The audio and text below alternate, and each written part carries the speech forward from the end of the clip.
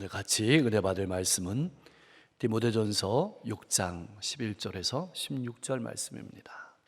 오직 너 하나님의 사람아 이것들을 피하고 의와 경건과 믿음과 사랑과 인내와 온유를 따르며 믿음의 선한 싸움을 싸우라. 영생을 취하라. 이를 위하여 내가 부르심을 받았고 많은 증인 앞에서 선한 증언을 하였도다. 만물을 살게 하신 하나님 앞과 본디오 빌라도를 향하여 선한 증언을 하신 그리스도 예수 앞에서 내가 너를 명하노니 우리 주 예수 그리스도께서 나타나실 때까지 흠도 없고 책망받을 것도 없이 이 명령을 지키라. 기약이 이르면 하나님이 그의 나타나심을 보이시리니 하나님은 복되시고 유일하신 주권자이시며 만왕의 왕이시며 만주의 주시요 오직 그에게만 죽지 아니함이 있고 가까이 가지 못할 빛에 거하시고 어떤 사람도 보지 못하였고 또 볼 수 없는 이시니 그에게 존귀와 영원한 권능을 돌릴지어다. 아멘. 우리는 이 세상 사람들과 구별된 삶을 살라고 부름을 받았습니다. 이것을 잊지 말아야 합니다. 그렇다면 어떻게 사는 것이 하나님의 백성으로 잘 살아가는 것일까요? 항상 하나님의 은혜를 기억하고 기도 생활도 게을리하지 않아야 합니다. 말씀과 행실이 일치되는 성숙한 삶으로 가정과 이웃에서 본이 되어야 하고 주변의 연약한 성도와 나아가서 이웃을 사랑으로 잘 섬기며 살아가야 합니다. 바울은 디모데를 이렇게 불렀습니다. 오직 너 하나님의 사람아. 구약에서는 하나님께 특별한 소명을 받은 사람을 하나님의 사람이라고 불렀습니다. 모세를 그렇게 불렀고 사무엘과 엘리야를 하나님의 사람이라고 불렀습니다. 바울은 디모데를 그렇게 불렀습니다. 하나님의 택하심을 받았고 하나님께서 맡기신 거룩한 직분을 감당하는 사람이었기 때문에 그렇게 부르는 것입니다. 하나님께서는 오늘 우리를 향해서도 풍성한 사랑을 담아서 이렇게 분명하게 부르십니다. 오직 너 하나님의 사람아. 여러분은 하나님의 크신 사랑하심과 기대 속에 택하시고 부름받은 하나님의 사람임을 절대로 잊지 마시고 신앙생활 할 수 있기를 바랍니다. 왜 우리를 이렇게 부르시는 것일까요? 디모데와 우리에게 자긍심을 가지고 하나님의 사람에 맞는 삶을 살아가고 하나님을 나타내라고 우리를 이렇게 부르신 것입니다. 하나님의 사람은 하나님이 택하시고 세우시고 쓰시는 하나님의 종임을 늘 기억하며 살아가야 합니다. 나는 구별된 삶을 살아가고 있습니까? 그렇다면 하나님의 사람이 나타내야 될 신앙의 모습은 어떤 삶일까요? 우선 하나님의 사람은 피하는 삶을 살아가야 합니다. 11절 말씀에 이것들을 피하라 라고 명령하고 있습니다. 이것들은 무엇일까요? 돈을 사랑하는 마음, 잘못된 교훈, 투기와 비방, 이기심, 악한 생각입니다. 여러분, 이 피하라는 말은 내 힘을 믿지 말라는 것입니다. 내 결심을 믿지 말라는 것입니다. 그 자리를 떠나라는 뜻입니다. 여러분 꼭 기억하십시오. 신앙에는 이겨내야 될 삶이 있고 피해야 될 삶이 있습니다.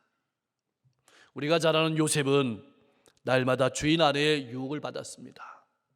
그때마다 요셉은 뿌리치고 그 자리를 떠났습니다. 이것이 우리가 지녀야 될 신앙의 모습입니다. 나는 스스로 이겨낼 수 있다고 자랑하지 마십시오. 여러분의 결심을 믿지 마십시오. 나중에 반드시 후회하게 됩니다. 그럼 어떤 자리를 피해야 될까요? 돈을 사랑하는 자리를 피하십시오. 말싸움하고 따지는 자리를 피하십시오. 다른 사람을 흉보는 뒷담화하는 자리를 피하십시오. 우상 숭배하는 자리를 피하십시오. 그리고 서로를 비교하는 자리를 피하십시오. 이 말은 요셉처럼 달아나라는 얘기입니다. 나의 힘을 믿고 있다가 나도 내가 이럴 줄 몰랐다고 가슴을 치고 후회해도 때는 늦습니다. 우리는 이러한 자리에서 피해 달아나야 될 하나님의 사람임을 잊지 마십시오. 두 번째로는 피해야 되는 것뿐만 아니라 따라야 합니다. 추구해야 된다는 뜻입니다. 하나님께서 원하시는 삶을 추구하라는 말씀입니다. 이 말은 하나님의 사람이라는 신분에 걸맞는 성품을 한 번만 살아내는 것이 아니라 계속해서 추구하며 살아야 한다는 뜻입니다. 오늘을 살아가는 우리 그리스도인의 아픔 중에 하나는 나쁜 것을 안 하는 것에 초점을 맞추고 신앙생활하는 분들이 참 많습니다. 이것도 귀중합니다. 그러나 이런 신앙생활은 소극적입니다.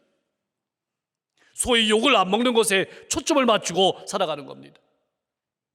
그러면 당장은 욕을 먹지 않는 삶을 살 수 있을지는 몰라도 결정적인 순간에는 결국 피하지 못하고 무너지게 된다는 사실을 알아야 합니다. 그러면 어떻게 살아야 할까요? 예수 그리스도를 내 인생의 주인으로 모셨으면 이제는 적극적으로 나라는 존재를 채우며 살아가야 합니다. 내 속사람을 채워가야 합니다. 물질로, 소유로, 보이는 것으로 내 인생을 채우는 삶이 아니라 내 속사람을 채우는 삶을 살아가야 합니다. 그래야 유혹을 이길 수 있고 이 시대의 가치관을 이길 수 있고 하나님의 영광을 드러내는 삶을 살아갈 수 있는 것입니다. 그렇다면 어떠한 삶이 우리의 속사람과 존재를 채우는 삶일까요? 오늘 12절 말씀에 잘 나와 있습니다. 의와 경건을 따라야 합니다. 의는 무엇입니까? 예수 그리스도의 십자가와 부활의 권능을 믿고 하나님의 말씀과 삶이 조화를 이루는 삶을 의미합니다. 아브라함은 자식을 낳을 수 없는 나이였지만 하나님의 말씀을 믿었습니다.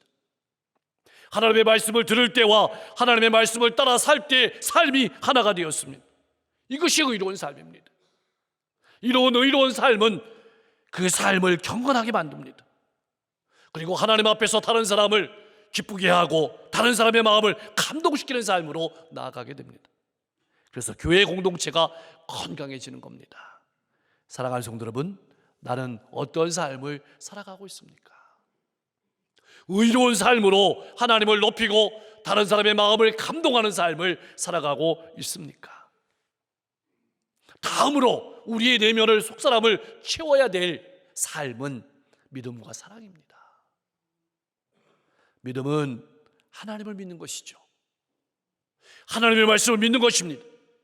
그렇다면 하나님의 말씀을 들었다면 듣는 것에 끝나는 것이 아니라 하나님의 말씀에 순종하고 하나님의 말씀에 헌신하는 것을 믿음이라고 합니다. 우리의 모든 역사는 믿음을 통해서 일어나게 됩니다. 사랑은 무엇입니까? 나를 위해 독생자까지 십자가에 아낌없이 내어주신 하나님의 사랑으로 사랑하는 것을 사랑이라고 말합니다. 그것을 우리 내면에 채워야 합니다. 예수님께서 인간의 몸을 입고 이 땅에 오셔서 나를 위해서 십자가에 자신을 아낌없이 내어주신 그 사랑을 믿지 못한다면, 그 사랑을 내 속사람에게 채우지 못한다면 우리는 생명이 없는 사람, 껍데기뿐인 사랑을 할 수밖에 없음을 알아야 합니다. 쉽게 말해서 사랑은 다른 사람이 잘 되기를 바라고 기뻐하는 마음입니다. 나는 그러한 삶을 살아가고 있습니까? 요한일서 4장 10절은 이렇게 선포하고 있습니다. 우리 같이 한번 고백하겠습니다. 사랑은 여기 있으니 우리가 하나님을 사랑한 것이 아니요 하나님이 우리를 사랑하사 우리 죄를 속하기 위하여 화목제물로 그 아들을 보내셨습니다. 사랑하는 자들아, 하나님이 이같이 우리를 사랑하셨으니 우리도 서로 사랑하는 것이 마땅하도다. 믿음 안에서 하나님의 사랑으로 서로를 풍성하게 채워주는 복된 삶을 살아가는 여러분과 제가 될 수 있기를 주님의 이름으로 간절히 축원합니다. 그리고 우리의 속사람을 인내와 온유로 채워야 합니다. 인내는 환경과 여건을 견디는 것을 의미합니다. 어떤 고난과 역경 속에서도 불구하고 도망하지 않고 자기의 자리에 머물러 있는 것을 인내라고 말합니다. 온유는 자기에게 아픔을 주었던, 또 자기에게 고통스럽게 했던 사람을 적대감을 가지고 바라보는 것이 아니라 긍휼히 여기는 마음으로 너그럽게 대하는 태도를 말합니다. 이런 것들로 우리 속사람을 채워야 합니다. 성도에게는 무엇보다도 소망의 인내가 있습니다. 성도들의 삶은 마치 여행과도 같습니다. 여행자는 돌아갈 집이 있습니다. 그렇기 때문에 조금 불편해도 참을 수 있습니다. 아니, 조금 불편한 것이 오히려 좋은 기억이 되기도 합니다. 인생의 활력을 불어넣기도 합니다. 그러나 돌아갈 집이 없다면 여행의 불편함은 고통일 것입니다. 아픔일 것입니다. 너그럽게 보아줄 수도 없을 것입니다. 우리에게는 돌아갈 영원한 집이 있습니다. 그래서 성도들은 이 세상에서 조금 불편해도 힘들어도 인내하며 살아갈 수 있는 것입니다. 또한 성도들의 삶은 단거리 경주가 아닙니다. 오늘 하루 잘 살았다고 끝나는 것이 아니라는 것입니다. 내일도 그렇게 살아야 되고 모레도 그렇게 살아야 되고 주님 오실 때까지 그렇게 살아야 된다는 것을 말하는 겁니다. 그러한 풍성한 소망의 인내가 다른 이들을 바라볼 때 이해하게 되고 너그럽게 보아주게 되고 온유한 성품을 만들어 내게 되는 것입니다. 온유는 나를 주장하지 않고 내 권리를 내려놓을 줄 아는 능력이 바로 온유입니다. 이러한 성품이 저와 여러분들의 성품이 될 수 있기를 주님의 이름으로 간절히 축복합니다. 자, 피하고 따르고 우리의 속사람을 채웠다면 이제는 어떤 삶을 살아가야 할까요? 선한 싸움을 싸워가야 합니다. 선한 싸움은 다른 사람을 살리는 싸움입니다. 하나님의 영광을 나타내는 싸움입니다. 그리스도의 향기를 드러내는 싸움이고 그리스도의 남은 고난을 내 몸 가운데 채우는 싸움이 선한 싸움입니다. 바울은 복음 전파와 이 싸움을 영적인 싸움이라고 에베소서 6장 12절 말씀에 표현했습니다. 우리의 싸움은 혈과 육을 상대하는 것이 아니고 통치자들과 권세들과 이 어둠의 세상 주관자들과 하늘에 있는 악의 영들을 상대합니다. 여러분, 무엇보다 우리가 싸우는 싸움은 내 이익을 얻기 위해 싸우는 싸움이 아니라 하나님께서 우리를 위해 준비해 놓으신 영원한 상을 얻기 위해 싸우는 싸움임을 잊지 말아야 합니다. 그래서 절제하고 그리스도 예수 안에서 하나님이 위해서 부르신 부름의 상을 위해서 쫓아가는 것입니다. 사랑하는 성도 여러분, 나의 삶은 어떤 삶입니까? 하나님이 위해서 부르신 부름의 상을 받기 위해서 달려가는 삶입니까?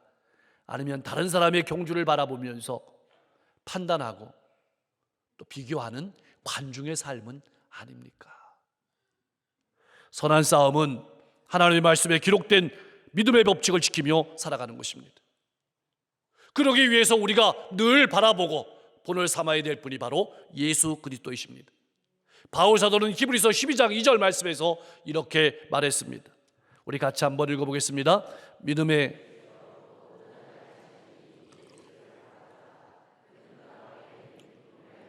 십자가를 참으사 부끄러움을 개의치 아니하시더니 하나님 보좌 우편에 앉으셨느니라. 아멘. 믿음의 선한 싸움을 싸워가면서 또한 하나님의 사람은 영생을 취해야 합니다. 12절 말씀은 이렇게 표현하고 있습니다. 영생을 취하라. 이를 위하여 내가 부르심을 받았고 많은 증인 앞에서 선한 증언을 하였도다. 여러분은 영생을 소유한 사람입니다. 이 말씀은 영생을 소유한 것에 머물지 말고 그 영생을 자기 것으로 만들어 즐기고 누리라는 것입니다.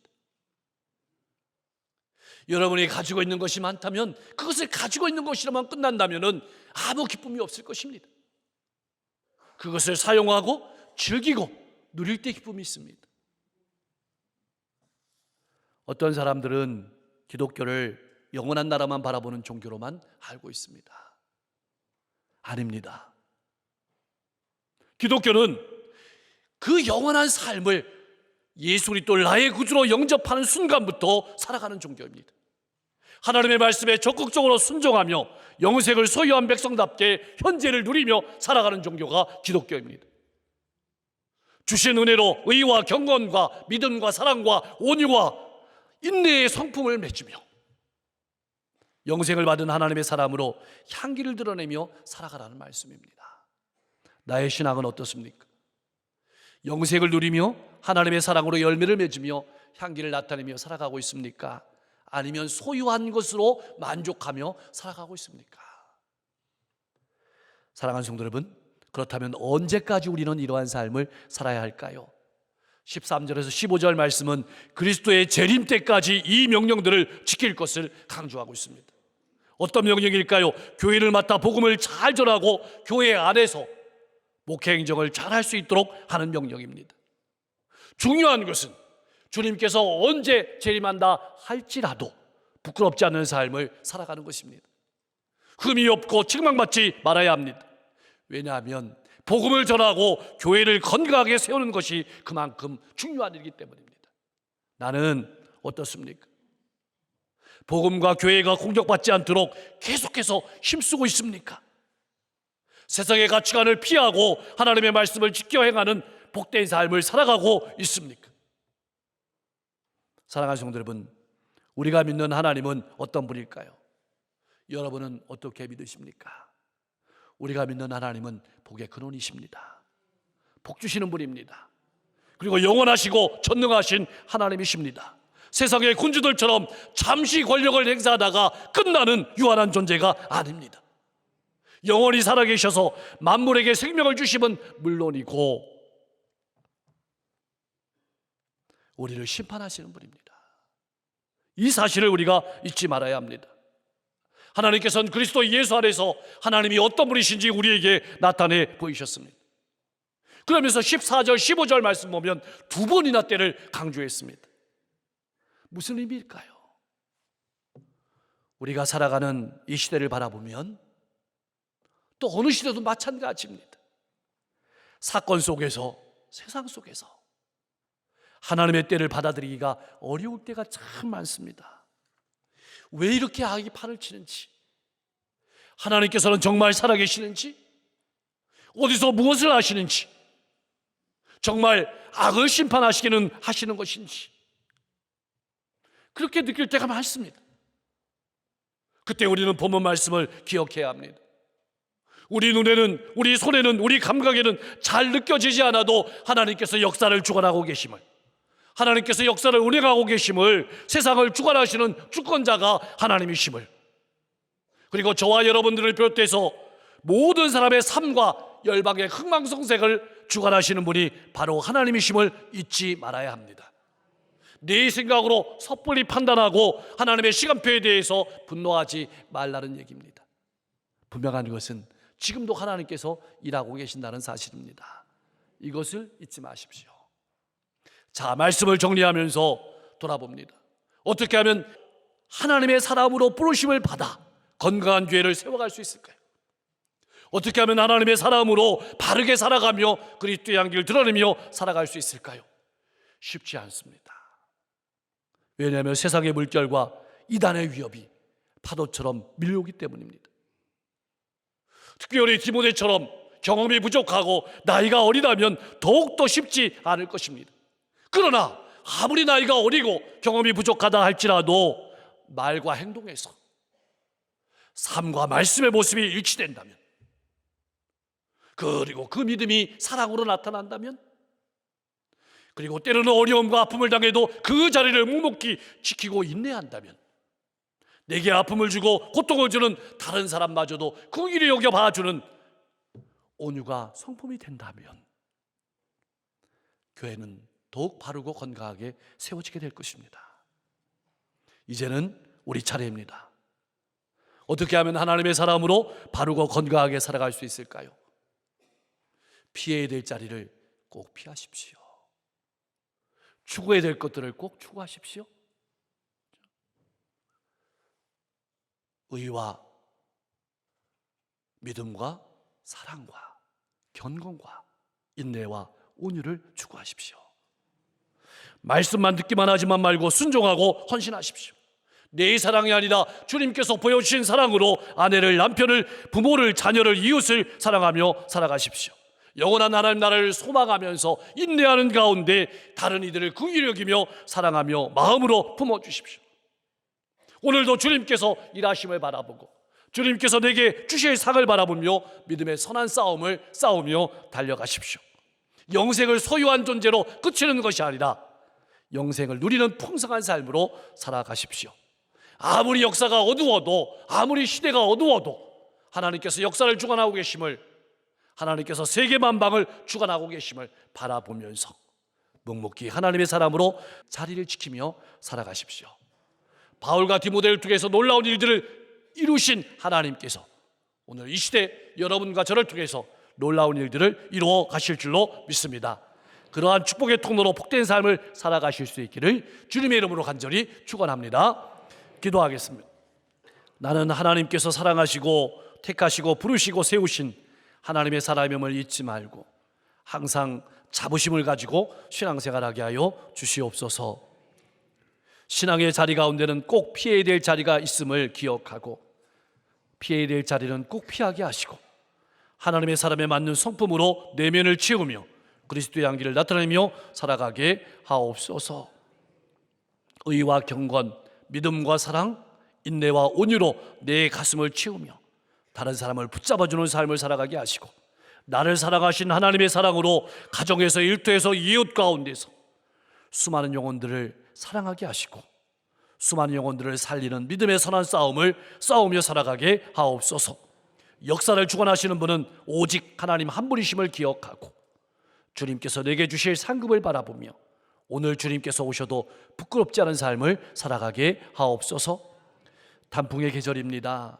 단풍이 스스로를 제한하고 때를 구별할 줄 아는 것처럼 우리들도 나를 제한할 줄 알고 때를 구별할 줄 아는 신앙인이 되게 하옵소서. 특별히 자녀들을 위해서 기도합니다. 우리 모든 성도들의 자녀들이 예수님을 나의 구주로 영접하고 믿음의 명문 가문을 이루게 하옵소서.